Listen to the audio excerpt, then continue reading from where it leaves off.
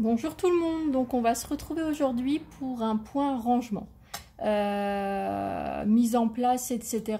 de tout ce qui va être ATC, ATG, ATS et compagnie. Donc moi c'est vrai que quand je crée, j'ai tendance à créer presque à la chaîne.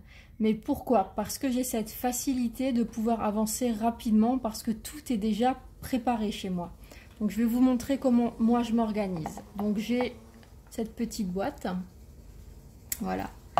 Je me suis fait des petits intercalaires.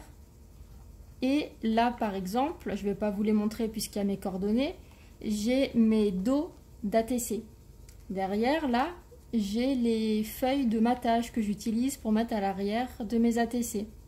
Là, j'ai les fonds qui sont déjà décorés, mais qui restent à finaliser. Là, j'ai des fonds qui sont déjà faits.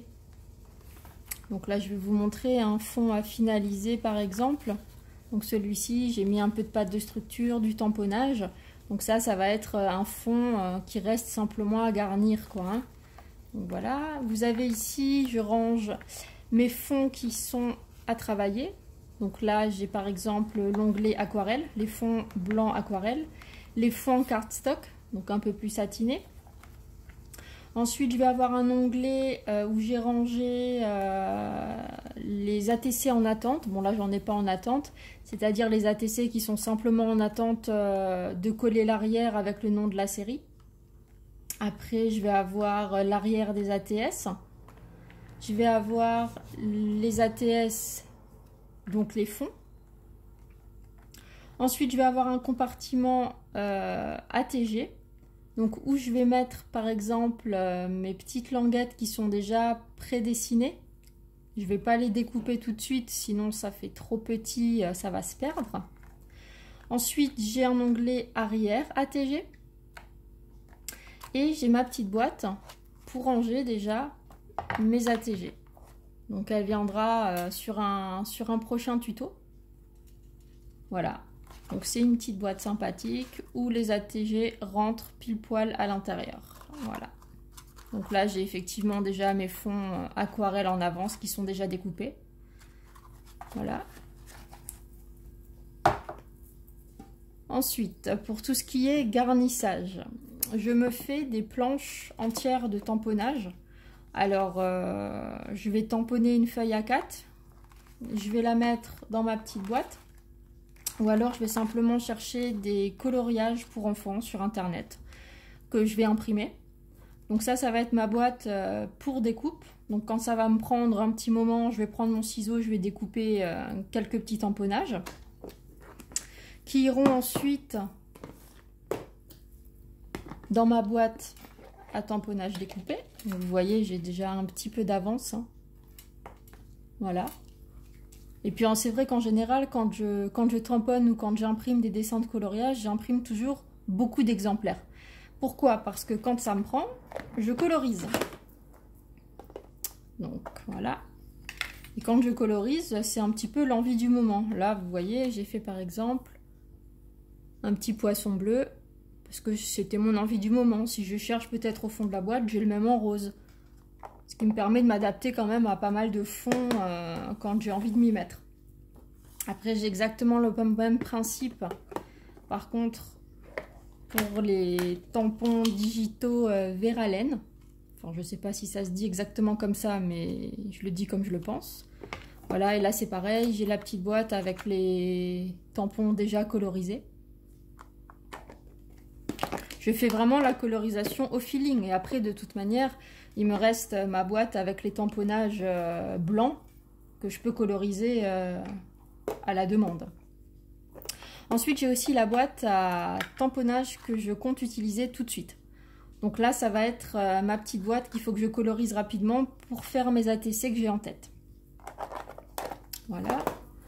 Et là, j'ai ma petite boîte à sentiments qui cache une autre boîte. Ah, j'adore les boîtes, hein, je pense que vous l'avez vu. Donc ça, c'est uniquement des sentiments que moi, j'édite sur l'ordinateur. Donc ça, c'est des sentiments qu'il faut que je découpe, qui ensuite vont dans ma boîte à sentiments découpés. Voilà. Oui, vous me direz, il faut avoir envie de chercher là-dedans. Mais j'ai encore une autre boîte pour les trier. Mais ça, je vais peut-être pas vous faire peur tout de suite. Hein. Et là, j'ai donc tous les autres sentiments que j'ai avec les planches de tamponnage ou que j'achète sur Internet, etc. Voilà.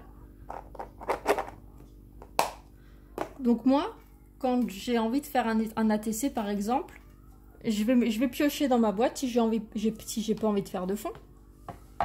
Je vais piocher, je vais dire oh bah tiens du bleu, qu'est-ce que je verrai là-dessus? Je vais ouvrir mes boîtes de tamponnage qui sont déjà colorisées.